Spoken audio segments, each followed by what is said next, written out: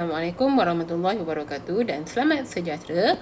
Mari kita bincangkan kertas model fizik set 2. Okey, soalan yang pertama tentang pengukuran.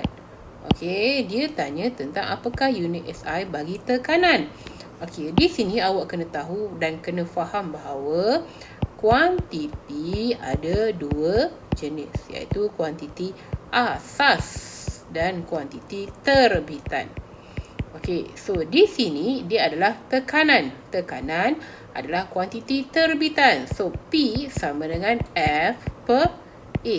So F adalah daya, okey, daya per luas. Okey, nak tahu daya, apakah hubungan tentang daya? Okey, daya adalah G sim kali pecutan. Okey, bahagi dengan luas. Luas adalah meter kuasa 2. Okey, awak dah tahu benda ni. Lepas tu kita tahu G sim unit asas dia adalah dalam kg. So, pecutan adalah meter saat negatif 2. Dan luas adalah meter kuasa 2. Okey, so di sini kita boleh cancelkan meter dan 1 meter. Okey, maka yang tinggal di sini adalah kg, okey, meter negatif 1 saat negatif 2. So, jawapan di sini adalah bola. Okey, jawapan dia ialah bola. Itu jawapan dia di sini. Ini jawapan dia. Okey, soalan nombor 1. Boleh? Okey, soalan nombor 2. Sebuah kereta bergerak dengan hal laju 107 km per jam. Berapakah hal laju dalam unit meter saat negatif 1? Okey, pertukaran unit. Ingat tak, kertas model 1 kita dah pernah buat, iaitu tuliskan kembali 107 km per jam. Okey, pertukaran unit. Yang tak nak kita letak kat bawah. 1 km 1000 meter. Okey, 1 jam sama 60 minit. Darabkan 1 minit 60 saat. Okey, kita potong apa dulu? Kita potongkan unit. Kilometer tak nak, kilometer. Jam tak nak, jam. Minit tak nak, kita tak nak minit. So, yang kita tinggal sekarang ni adalah meter dan saat. Okey. So, awak selesaikan 107 darab 1000. Okey. Alright, meter kat sini. Alright. So, bawah 60 kali 60. So, awak akan dapat nilai dia ialah berapa? Okey, kita akan dapat 29.7.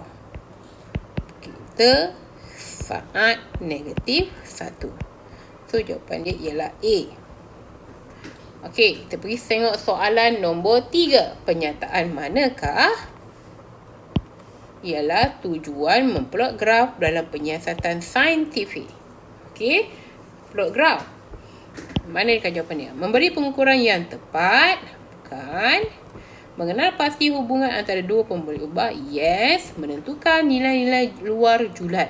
Betul. So, jawapan dia ialah 2 dan 3. C. Okey, boleh pergi laju kat sini. Okey, soalan nombor 4. Tentang apa?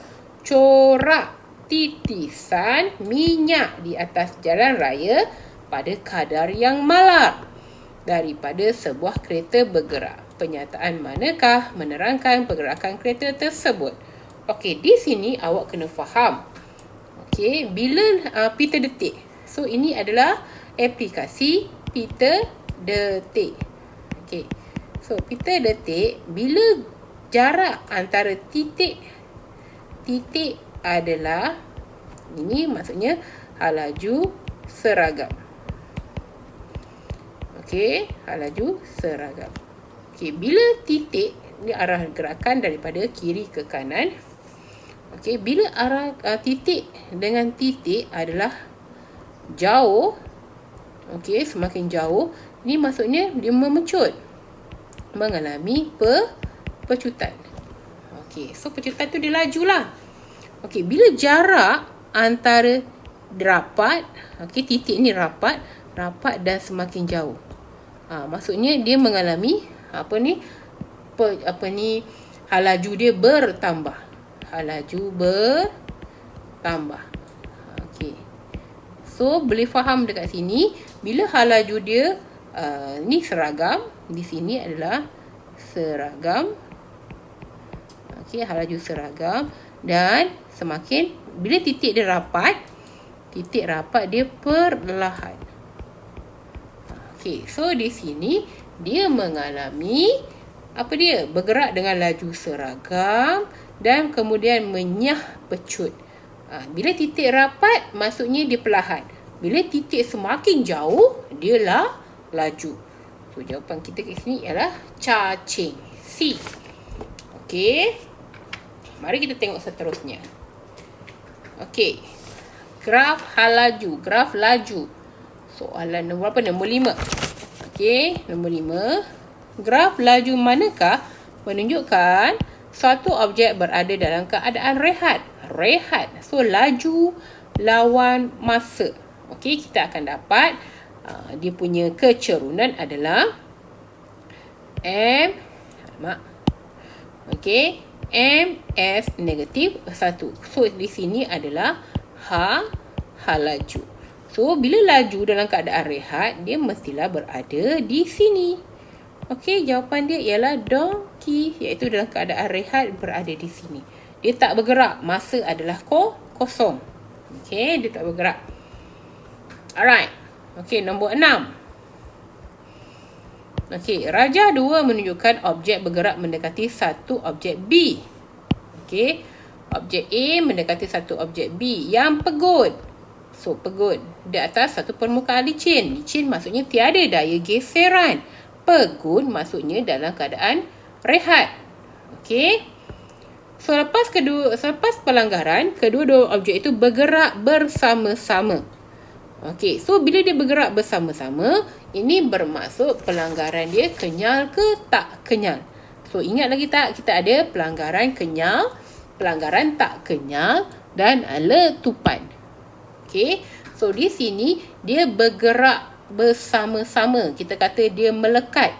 So, bila melekat, dia mempunyai satu halaju yang sama. Okey, so persamaan dia macam mana? Pelanggaran tak kenyal ni. Okey, so melekat adalah pelanggaran tak kenyal. So, bila pelanggaran tak kenyal, dan kita kena ingat prinsip keabadian momentum, iaitu M1U1 tambah M2U2 sama dengan M1 tambah M2 kalikan dengan V. Halaju dia sama. Okey, so sekarang ni dia tak tanya tu pun. Dia tanya yang manakah, kuantiti fizik manakah yang berkurang selepas pelanggaran. Okey, so yang berkurang selepas pelanggaran di sini adalah halaju. Nampak tak? Okey, halaju berkurang sebab dia dah melekat kat situ. Okey, dan dia melanggar objek yang pegun. Halaju iaitu bahagian B, bola. Okey. Alright, seterusnya soalan nombor 7. Satu satelit berjisim M bergerak mengelilingi bumi dalam orbit berjejari R mengambil masa T untuk membuat satu pusingan. Okey. Satu satelit lain L berjisim 3M mengambil masa yang sama T untuk membuat satu pusingan. Jejari orbit bagi satelit L ialah A. Satelit K, okey, ialah L. Ialah L. Itu. So, dia sebenarnya apa ni? Apa soalan dia? Okey, another satu. Okey, dia suruh cari berapakah jejari the radius of the orbit of satellite L. Okey, dia soalan BM ni tak lengkap. Okey, tak apa. Awak tengok buku, refer buku awak So, dia macam ni. Kita tahu, okey, kita kena lukiskan. Okey, satu satellite, okey, ada berjisim bergerak bumi. Bumi kat sini. Ni bumi. Okey, ini bumi lah. Bumi, Earth. Okey, ada satu satelit mengorbit mengelilingi. Okey, satelit ini adalah K. Okey, K. Jisim K. Jisim K. Okey, orbit jejari dia R, RK. Dan masa dia TK. Alright. So, ada satu lagi, iaitu L. Okey, L dia, jisim dia adalah, M dia adalah, ML ialah 3M. Okey. Okey, sebab ini M ini R. Okey, dia cakap macam tu. Awak terbacakan balik. Dan T, tak ada masalah. Untuk K, tak ada masalah. Untuk L ini, dia suruh cari, okey, jejari pun, okey, tempoh masa, dia suruh awak cari berapakah RL, tak tahu, dan diberi TL adalah sama dengan T. Okey, so dia suruh kita cari berapakah jejari orbit bagi satelit L. Ini yang kita nak cari. Okey, apa kesamaan yang nak cari? Dan awak tahu bahawa T1 kuasa 2 per R1 kuasa per T. Sorry. Pada balik. Okey. T1 kuasa 2 per T2 kuasa 2 sama dengan R1 kuasa 3 dan R2 kuasa 3. So, ini adalah persamaan dia. Okey. Bila ada satu satelit mengorbit dan kita kena tahu tempoh dan hubungan antara tempoh dan jejari.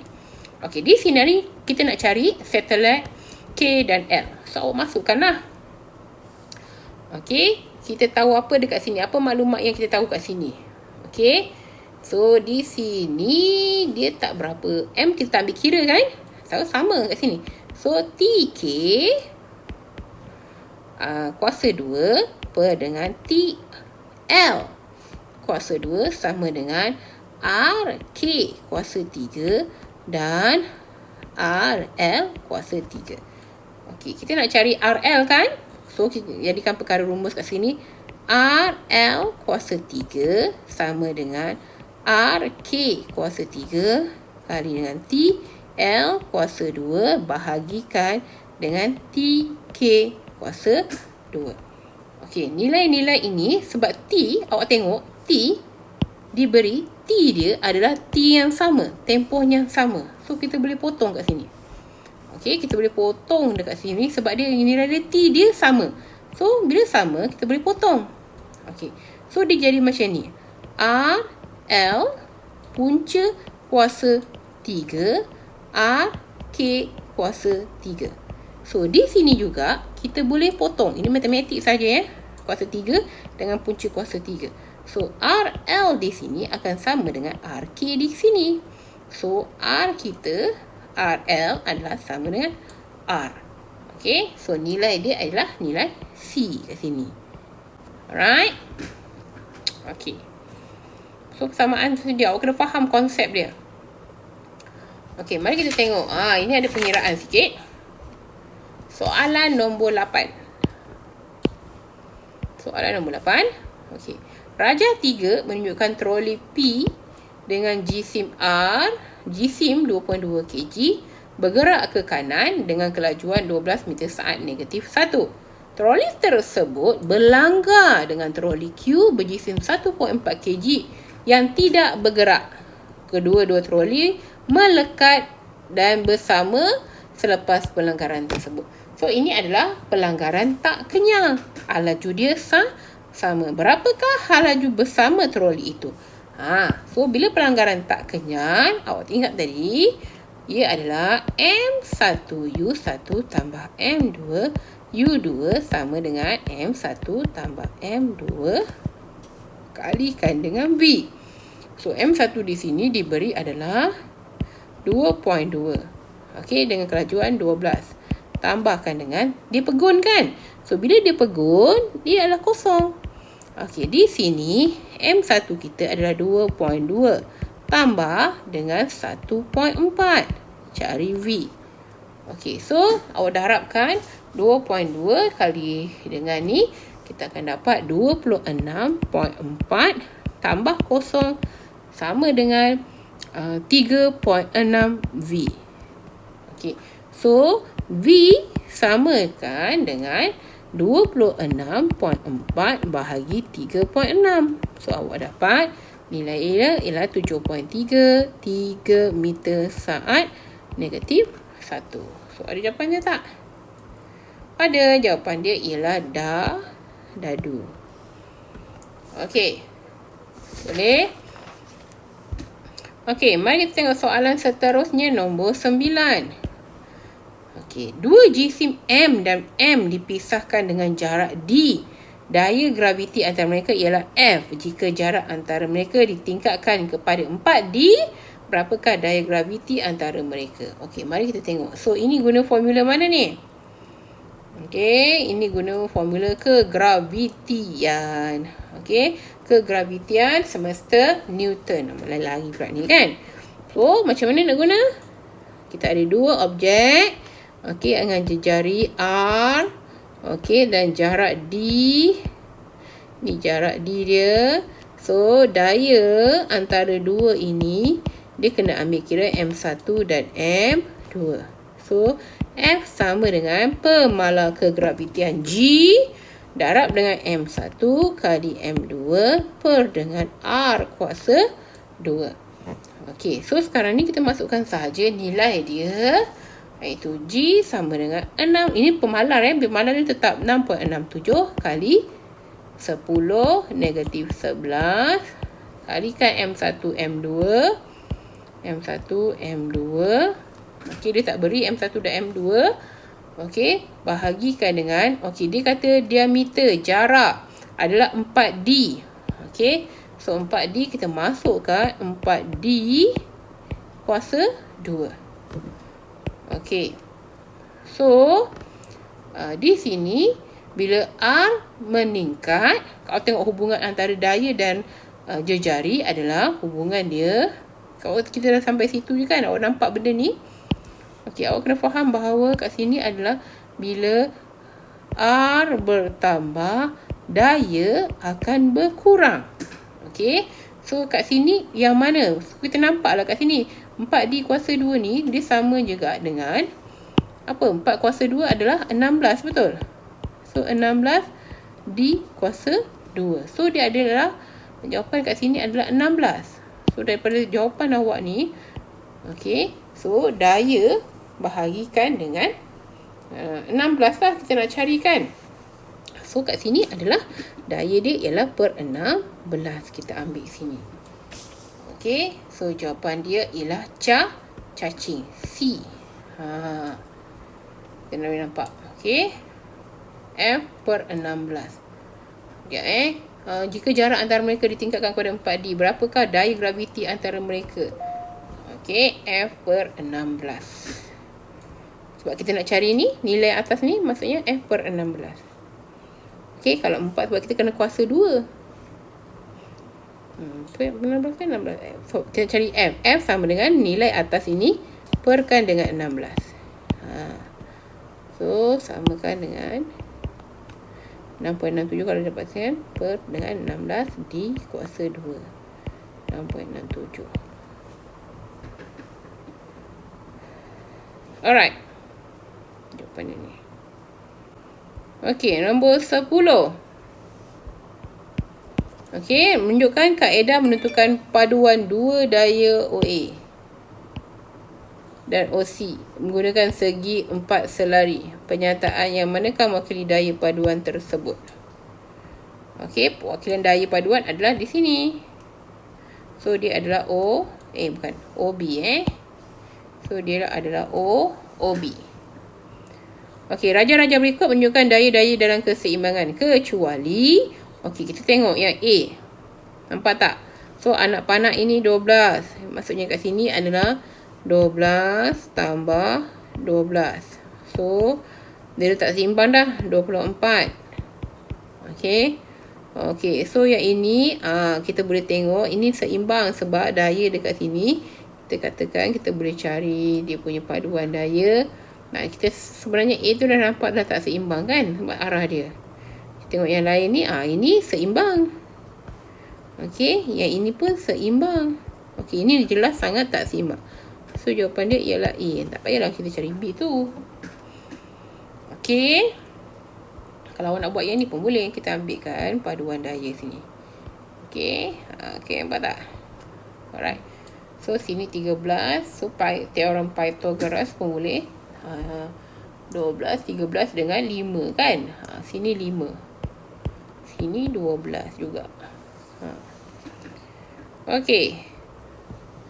Soalan nombor 12. Okey, Raja menunjukkan graf daya M melawan pemanjangan bagi seutas tali kenyal X. Tenaga keupayaan kenyal tali tersebut diwakili oleh so dia adalah luas di bawah graf. So inilah jawapan dia ialah A. Okey. Alright, soalan nombor 13. Okey. Raja menunjukkan satu bekas berlubang sedang memancurkan air. Apa yang berlaku pada jarak X apabila paras air berkurangan? Okey, kita tahu semakin dalam. Okey. Sekejap. Okey, semakin dalam dari permukaan. Okey, semakin tinggi tekanan. Okey. So, makin tinggi tekanan dia kan. So, bagaimana apa dia punya hubungan dia? Bila semakin berkurang air, okey, dia punya kecerunan ni juga dia jadi macam dia tak dalam dah lah kan. So, permukaan dia pun semakin dia punya jarak S tu semakin berkurang. Okey. Macam ni kan. Okey, ni B Okey, tekanan di sini, di titik ni lebih tinggi daripada tekanan di sini. Okey, rendah. Itu jawapan dia. Okey, 14. Raja 17.1, 7.1, 7.2 menunjukkan sebuah barometer merkuri dan manometer merkuri. Manometer itu disambung ke suatu bekalan gas. Berapakah tekanan gas daripada bekalan gas itu? Okey, so berapakah tekanan gas ke bekalan gas ni? Kita nak tengok paras dia di sini. Okey, so di sini. So kena ambil konsep atas kepala. So atas garisan ini adalah P atmosfera tambahkan dengan P yang ini. So P mercury. So P atmosfera adalah 75 cm. Tambahkan dengan paras ini adalah 29 cm.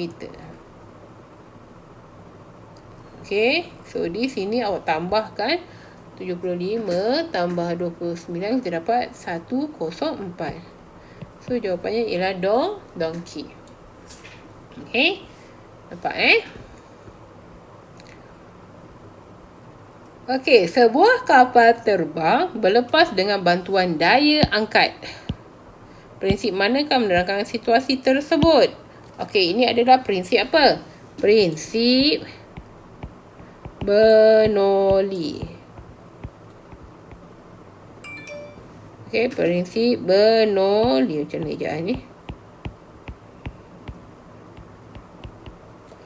Okey, so prinsip Bernoulli. Okey. Kau terbang dengan daya angkat Okey, betul. Alright, Raja 8 juga sebuah crane. Okey. Prinsip yang digunakan untuk menggerakkan ombak pada lengan crane itu. Ini mestilah prinsip Pascal. Okey, boleh kita pergi laju.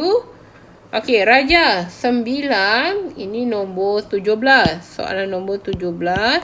Menunjukkan sebuah kotak di atas sebuah rakit yang terapung di atas sungai. Hubungan manakah yang betul? Okey, so awak tengok arah anak panah ni. So yang ke bawah ada 2. 1, 2. Yang ke atas ada 1. So daya apung W3 sama dengan W1 tambah W tambahkan dengan W2. Sebab arah W1 dengan W2 kan sama. Okey, so ada jawapan tak? Ada jawapan dia? Jawapan dia ialah cacing. Okey.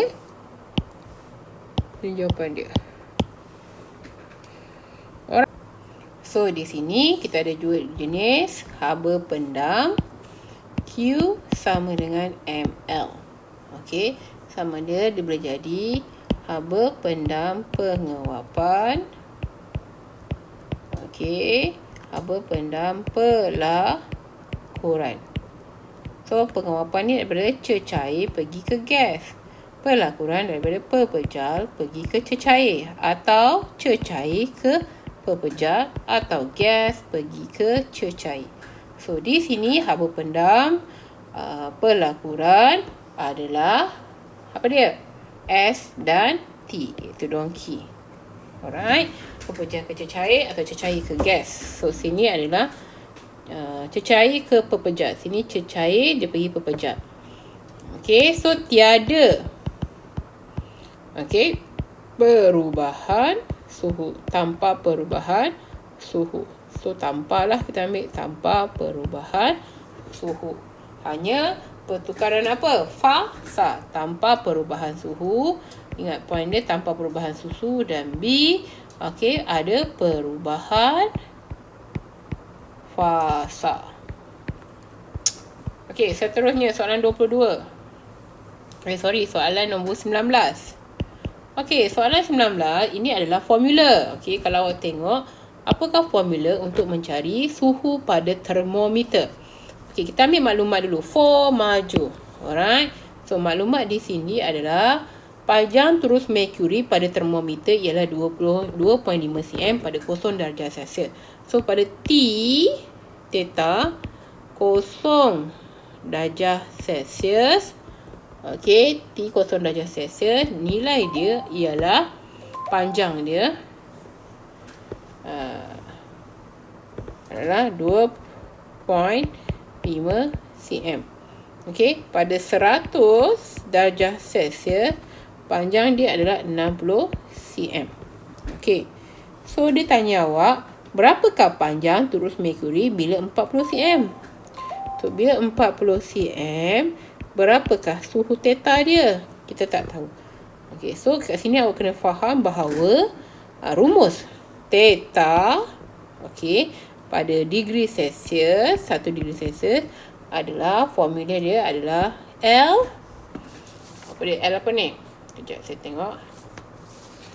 Okey, L theta yang kita nak cari tu tolakkan dengan L 0 darjah Celsius per dengan panjang 100 darjah Celsius tolakkan dengan L 0 darjah Celsius. So, kita nak tahu L theta, kita dah tahu panjang dia 40 cm. Masukkan nilai. Tolakkan dengan L 0 darjah Celsius ialah 2.5 cm per dengan 100 darjah Celsius ialah 60. Tolakkan 0 darjah Celsius ialah 2.5. So, awak akan dapat. Okey, sorry. Di sini kena darab 100 darjah Celsius. Okey, kita darabkan 100 darjah Celsius di sini.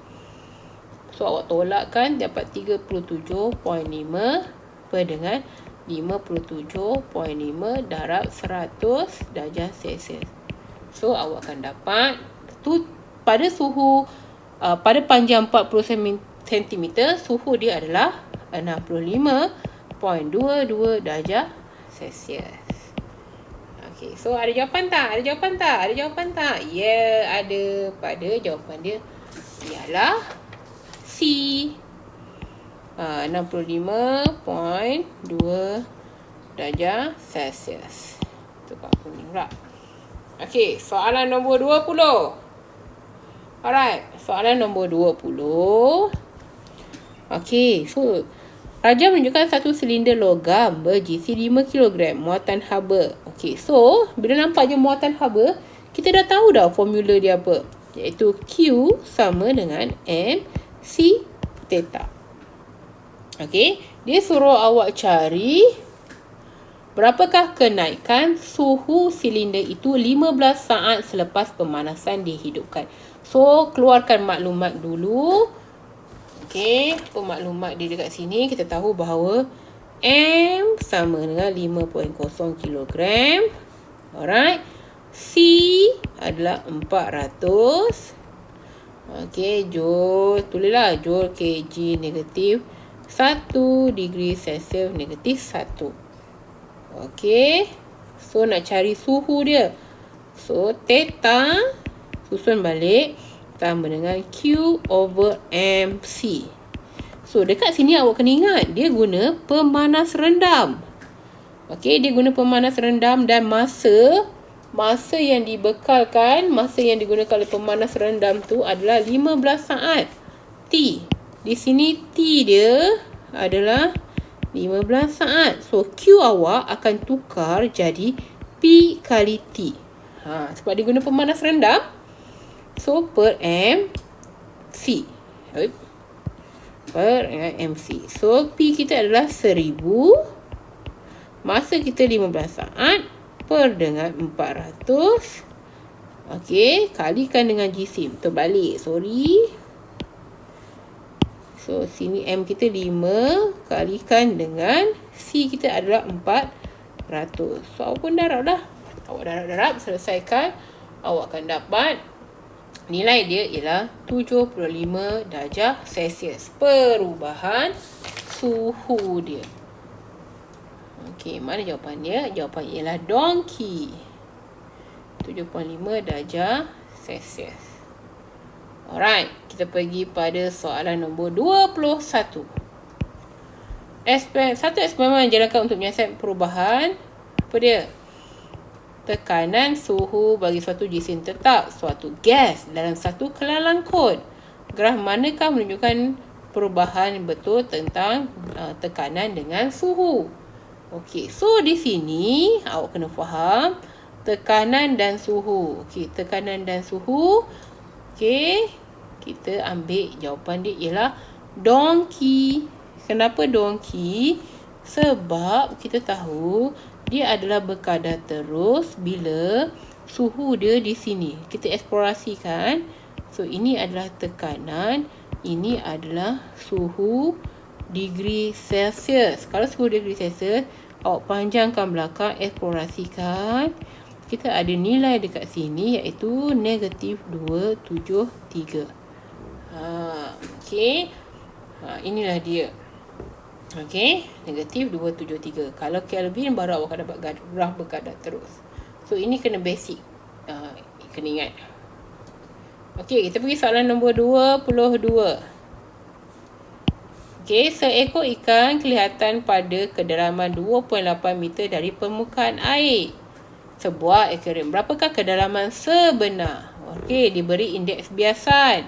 Diberi refractive index kat sini. So, ini kita ambil rumus N sama dengan H dalam nyata. H besar dalam nyata bagi H kecil iaitu dalam ketara. So, N dia adalah 1.33. Okey, dalam nyata berapa kadar sebenar kita nak cari. Dalam ketara image 2.8. So, H sama dengan 1.33 kali 2.8. So, awak akan dapat jawapannya ialah berapa? 3.72 meter. So, B, bola. Okey, soalan nombor 2 dah. Okey, soalan nombor 23. Okey, dia tanya awak apa ni? Tentang satu sinar cahaya merambat dari medium X ke medium Y. Manakala rajah 13.2, satu sinar cahaya dari medium X ke medium Z. Susunkan ketumpatan medium optik mengikut susunan menurun.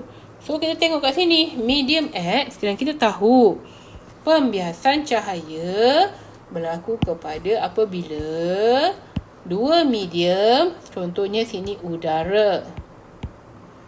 Okey, sini kaca. Okey. Udara dia kurang tumpat. Kaca lebih tumpat. So, ini adalah garis normal. Okey. Garis normal. Kena lukis garis normal dulu ya. Okey. So, bila pembiasan, ada sudut 7 di sini. Okey. Ini adalah sudut 7. Ingat, sudut 7I mestilah sebelahan dengan normal. Okey. Bila udara kurang tumpat ke lebih tumpat, so pembiasan dia akan menghampiri garisan normal. Dia membengkok menghampiri garisan normal. So ini adalah refraction dia, refracted dia. Alright. So sama lah juga ni. Okey, medium X dan medium Y. Okey, nampak tak? Medium Y dia adalah membengkok. Sudut di sini. Medium Z dia mencapah. Okey, jauh. So ini kita dah tahu bahawa ini kurang tumpat. Ini mestilah lebih tumpat. Okey, sebab dia bengkok menghampiri cahaya. Okey, kalaulah kita buat satu lagi dekat sini, udara kaca, saya buatkan satu lagi dekat sini. Kan, saya buat kat sini. Saya gerakkan kat sini. So, saya buatkan satu lagi garis normal di sini. Okey, tak jadi pula. Satu garis normal di sini. So, apa terjadi pada... Okey, kita buat pula kat sini adalah udara. Okey, sini dia keluar udara. Okey, so ini bongkar kaca lah. Kan, bongkar kaca. Okey, so dia mesti dekat sini. Awak kena faham, bila dia masuk ke kurang tumpat, dia akan menjauhi pula lagi. So, theta dia makin besar sebab udara adalah kurang tumpat. Okey. So, apa susunan medium dia? Medium dia ialah susunan menurun. Kita ambil B. Nampak tak? Medium Y, X dan Z. Okey. Y, X dan Z. Lebih tumpat. Okey. X. Okey. Z dikurang tumpat. Kita tengok susunan tu. Okey, kita pergi soalan nombor 24. Okey, kalau awak tengok soalan 24. So, keadaan sekarang ni dia adalah kanta apa? Satu objek diletakkan di atas sebuah cermin cekung. Okey, dia guna cermin. So, cermin cekung ni dia membesarkan. Cermin cekung ni doktor gigi guna untuk make up kan? Okey, so cermin cekung, kelengkungan, dia membesarkan imej. So, di sini, bila terletak dekat sini, kan, dia adalah MTB. Di sini dia adalah MTB, iaitu maya tegak dan besar. Okey. Kalaulah dia berada, F tu adalah panjang fokus. Okey, kalau cermin cekung dekat sini, okey, ini adalah MTB. Dekat sini juga, kalau kedudukan image objek tu di sini, ini pun adalah MTB. Maya, tegak dan besar. Tetapi, kalau awak letak objek awak di sini, okey, ini adalah NSB. Okey, di sini NSB. Okey, dan di sini juga adalah NSS. Ini macam nak ingat lah. Dan ini adalah NSK. Apa dia cikgu? NSK, NSS, NSB ni. Okey, NSK, N adalah mengatakan bahawa dia adalah nyata. Okey, kita ada dua jenis imej, nyata, maya. Okey, yang baris kedua tu adalah songsang ke ataupun maya, tegak. Tegak tu maksudnya songsang. So, kedua adalah tegak atau songsang. Terbaliklah. Okey, yang ketiga tu adalah sama saiz. Okey, kecil ataupun besar. Ni dia maksudnya. So, kita ambil yang kat depan ni. Depan ni. Nampak ni, depan ni. M, S ni. Kecil ni sama saiz ni. So, sekarang ni objek kita berada di sini. So, Maya tegak dan besar. Kurang daripada panjang focal. So, jawapan kita ialah cacing. Okey, jawapan kita ialah cacing. So, kat sini jawapan kita. C jawapannya. Maya tegak dan besar. Lebih besar daripada objek lah. Okey. Alright. Ni ciri-ciri image Okey, soalan nombor 25. Alright. Soalan nombor 25. Ini adalah tajuk tentang gelombang. Baru form 4 lagi ni. Gelombang kan. Okey, so awak kena faham. Kalau gelombang, dia ada cetek dan dalam. Kawasan dalam dan kawasan cetek. Okey, kalau kawasan dalam, jarak dia adalah, gelombang adalah besar. Kalau cetek, jarak ini adalah pendek. Jarak antara puncak ke puncak dia pendek. Okey. Okey, so apa ciri yang awak kena faham? Okey, kita tahu pada gelombang, okey, ada hal laju, ada panjang gelombang dan ada frekuensi. Okey. So, satu ciri dia ialah kawasan dalam dan kawasan cetek, dia mempunyai frekuensi yang sama. Okey, frekuensi dia sama. So, apa formula dia? Okey, formula dia di sini adalah hal laju V sama dengan F lambda. Okey, hal laju sama dengan F lambda. Okey, so kawasan dalam kita katakan V1, okey, L1. Kawasan cetek V2, L2. Okey, frekuensi cikgu, frekuensi F1 mesti sama dengan F2. Frekuensi F1 dengan F2 adalah sama. So, bila awak faham bahawa ciri frekuensi adalah sama, kawasan dalam dan kawasan cetek, kita boleh kata bahawa V1 per L1 sama dengan V2 per L2. So, kita boleh pilih, boleh cari salah satu. Okey, so di sini V1 kita adalah 10. Lambda 1 kita ialah 4. Okey, V2 kita adalah 6. Lambda 2 dia kita tak tahu. So, kita boleh cari 10 lambda 2 sama dengan 24. So, lambda 2 adalah 24 bahagi 10. Sonang je. 24 cm. Dah dapat lambda 2. So, jawapan dia ialah C. Okey. Okey, soalan nombor berapa ni? Okey, soalan nombor 26. Okey, gelombang bunyi dengan panjang gelombang lambda S dan gelombang cahaya dengan panjang gelombang lambda L.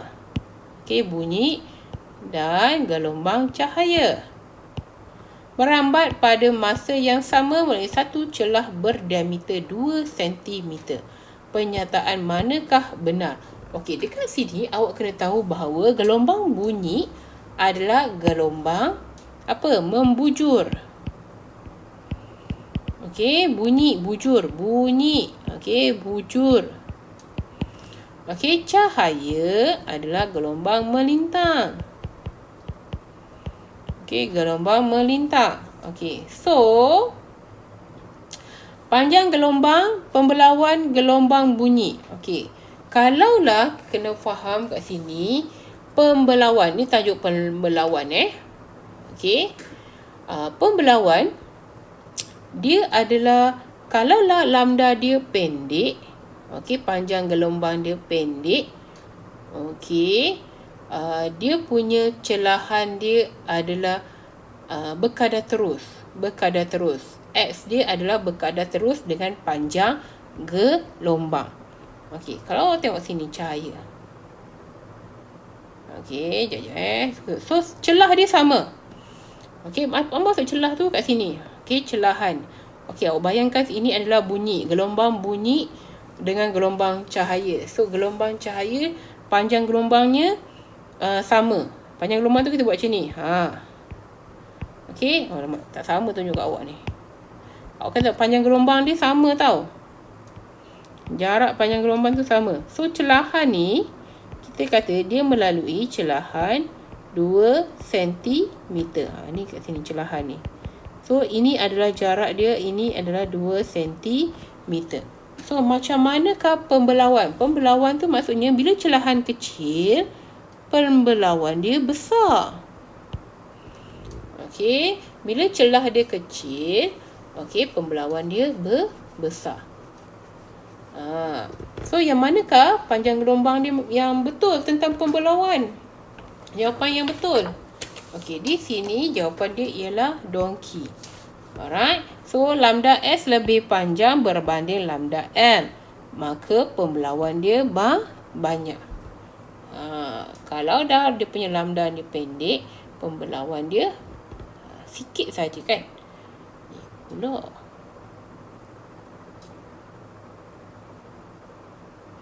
Lambda S.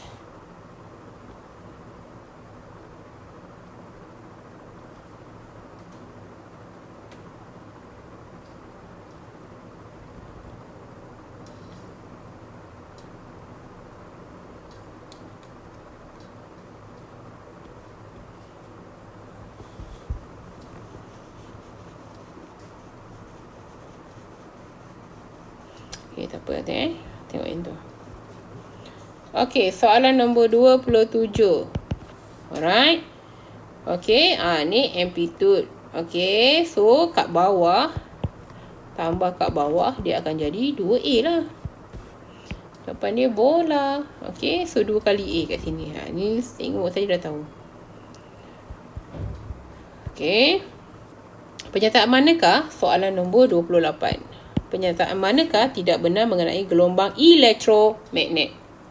Okey. So, gelombang elektromagnet ini adalah gelombang melintang. So, gelombang melintang, dia tidak memerlukan medium untuk merambat. So, dia perlukan medium. Gelombang melintang, dia perlukan medium untuk perambatan.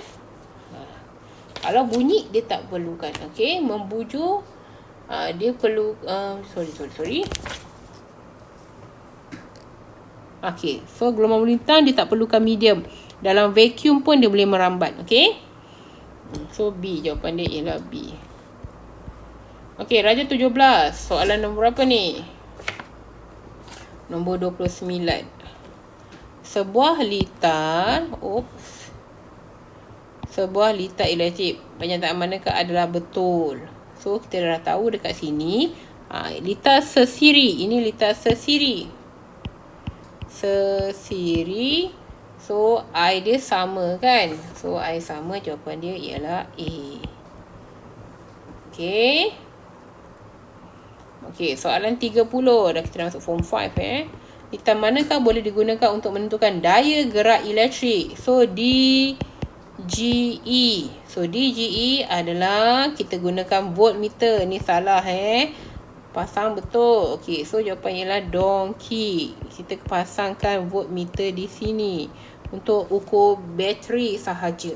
So DGE, jawapan ialah D. Okey, soalan 31. Dua teras besi didedikkan dengan dawai kuprum dalam 1 litar. Apabila suis ditutup, on. Okey, apa terjadi? Okey, gambar Raja kita beri kat sini. Gambar Raja dia begini Kita ada 2 teras. Okey. Dan disambungkan pada wayar. So wayar tu jadi macam ni. Okey, wayar tu jadi macam ni. Wayar tu ke bawah. Right. So dia sambung kepada sini. Dia masukkan ke sini. So dia akan jadi macam ni. So macam ni. So macam ni. So daripada bawah tu dia masuk sambung. Okey, dia on kan. So di sini. So ini adalah positif, negatif, positif, negatif. Okey, so dia ada tutupkan suis kat sini. Okey, dia tutupkan suis. Makanya awak kena faham arus mengalir daripada positif ke negatif. So arus mengalir. Bila arus mengalir, So, ke bawah, ke bawah, ke bawah, ke bawah, naik atas, ke bawah, ke bawah, ke bawah, ke bawah. Okey, gunakan petua genggaman tangan kanan. Gunakan 4 jari. Okey, petua genggaman tangan kanan. Makanya 4 jari ke bawah. So, ibu jari menunjukkan arah utara. So, ini pun arah utara di sini. So, sini selatan. So, kutub yang berlainan akan menarik. So, jawapan kita kat sini dia tarik antara satu sama lain. Sebab kutub yang berlainan. Bila kutub berlainan, dia akan menarik. Okey, settle 31. Pergi soalan 32. Okey, ini 32. Rajah menunjukkan petua genggaman tangan kanan digunakan pada konduktor lurus yang membawa arus. Manakah antara pernyataan yang betul? Okey, so ibu jari menunjukkan arah. Ibu jari arah arus mengalir. Okey, jari yang lain ini, 4 ni, ini menunjukkan arah medan magnet. So, jawapan kita di sini ialah donkey. Okey, donkey. Okey, awak baca tu Alright, soalan nombor 33. Elektromagnet, EM. Kaji kesan elektromagnet. Bagaimanakah menambah bilangan pin yang terlekat pada rod besi? Kita nak tambah. Okey, apa yang kita gunakan? Senang je. Gunakan dawai yang lebih besar. Kurangkan bilangan lilitan. No. Gunakan arus yang lebih besar. Yes. So, jawapan kita adalah 1 dan 3 bola. Okey, Raja menunjukkan. Okey, kita cepat sikit lah. Nanti menunjukkan pesongan paling besar bagi penunjuk galvanometer apabila magnet dan solenoid digerakkan seperti arah yang ditunjukkan. Okey, so kalau pegun, kita hanya masuk dengan hal laju. So, di sini hal laju semua sama. Okey, so hal laju bukanlah pemboleh ubah. Okey, so sekarang ni dia bergerak dengan hal laju yang sama, yang D ni. Ini pegun. Okey, ini pegun. Tapi ini arah ke sana pula. Yang ini pegun. Kita mestilah nak gerakkan sama-sama kan. So, di sini jawapan ialah donkey. Barulah pemotongan flux tu akan berlaku lebih banyak. Okey, soalan 35. Okey, ini adalah baca saja. Benda asing yang didopkan. Okey, dalam satu semikonduktor jenis N dihasilkan unsur. So, kita ingatkan pentavalent ada 3, ada 5 tu. So, di sini kalau konduktor jenis N, kita masukkan adalah phosphorus. Phosphorus.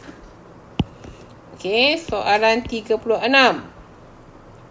Okey, radioisotop untuk manakah digunakan untuk kadar penyerapan baja. Okey, tumbuhan. So, yang ini kita gunakan phosphorus. Okey, phosphorus. Alright, 37. 1 liter yang menyalakan mentol pada waktu siang. Bagaimanakah untuk menyalakan mentol pada waktu malam? Okey, kalau dia nak menyalakan mentol pada waktu malam, so R1 kena tinggi. So, R1 ini kena tinggi pada waktu malam. So, apa kita nak buat? Kita bawalah PPC ni ke R1. Okey, so apa jawapannya 37 ni yang mana? So, tukarkan R1 dengan R3. Donkey.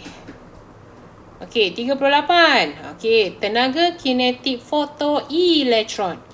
Alright, so ini adalah tentang mekanik kuantum.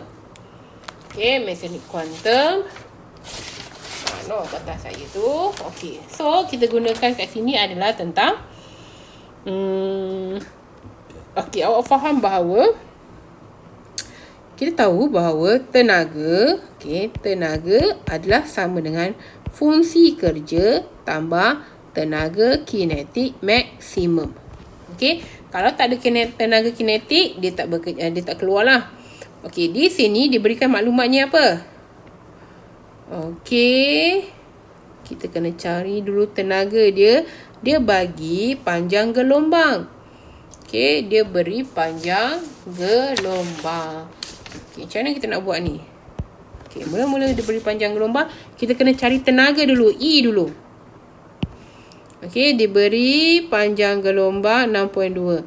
So, kita kena cari dulu E. Baru masukkan dalam persamaan ini. Kita kena cari E dulu. So, E sama dengan HC over lambda. H ni adalah pemalar. 6.63 kali 10 negatif 34. C tu adalah laju cahaya. Alamak, tak muat pula. Kita buat kat sini. E sama dengan HC over lambda.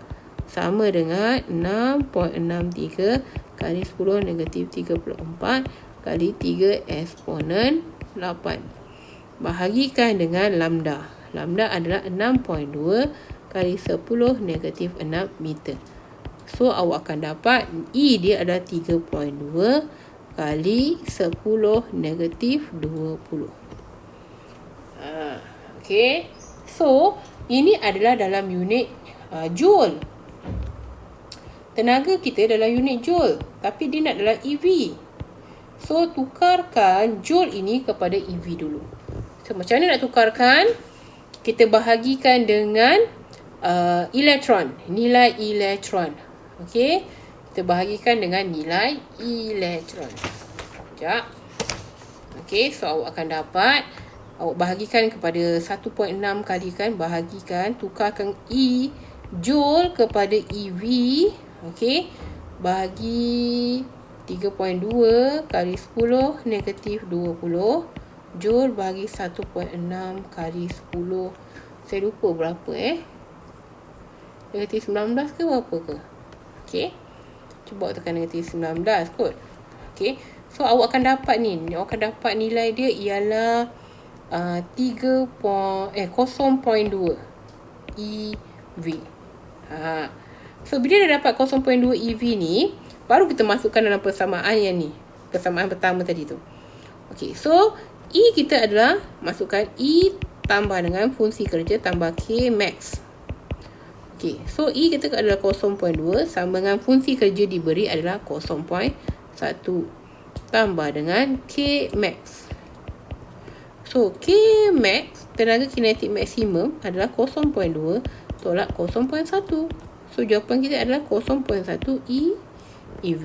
So jawapan dia cacing. Nampak? Alright, soalan terakhir. Soalan terakhir. Ngantuk-ngantuk saya buat ni. Tapi tak apalah untuk awak semua kan. Bagaimanakah keamatan mempengaruhi arus foto? Ada dua lagi soalan, sorry. Bagaimanakah keamatan mempengaruhi arus fotoelektrik? Nampak tak? Kat sini kita ambil ni je. Apabila keamatan bertambah, kesan fotoelektrik bertambah. Ya ke? So, apabila keamatan bertambah, kesan fotoelektrik berkurang. Apabila keamatan berkurang, kesan fotoelektrik menjadi 2 kali ganda. Keamatan dan arus fotoelektrik tiada kena-mengena. So, jawapan kita adalah tiada kesan. Awak kena ingat. Keamatan dan arus fotoelektrik, dia tiada kena-mengena. Ini Einstein yang betulkan tu. So, bukan 39 so 39 jawapan dia donkey. Alright, 40. Yes, 40. Soalan 40. Ini adalah apa ni? E sama dengan MC kuasa 2. So, sebelum awak kena cari M ni apa? M ni kena cari cacat jisim. So, dekat sini dia dah beri siap-siap. Cacat jisim adalah ini. Tapi dia beri dalam unit U. UJA. Awak kena kalau nak masukkan U ni dalam sini, awak kena gunakan joule. Awak tak boleh terus guna U. Kena tukar dulu kepada joule. Okey. Dan kena faham, sebelum tindak balas sama dengan selepas tindak balas. So, kita nak cari tenaga ni. Okey. Alright. So, diberi cacat jisim. Kita nak cari tenaga. Hitung tenaga yang dibebaskan semasa tindak balas itu. Orang boleh buat macam ni. Diberi cacat jisim. So, kita tak payah kira dah sebelum tindak balas semua. Kita boleh ambil terus. Okay, mana tulis. So, kita buat kat sini. E sama dengan MC kuasa 2. Okay. So, masukkan cacat jisim tu. Okay. Kena tukarkan kepada kg dulu. 0.05213 darabkan dengan U 1.66 kali 10 negatif 27. Okey, darabkan dengan 3 kali 10 kuasa 8 kuasa 2. So, awak akan dapat terus jawapan dia ialah 7.78 kali 10 negatif 12. Okey. So, jawapan kita ialah donkey. Alright, siap. Dan tolong buatkan di dalam buku ya. Kita jumpa lagi. Bye.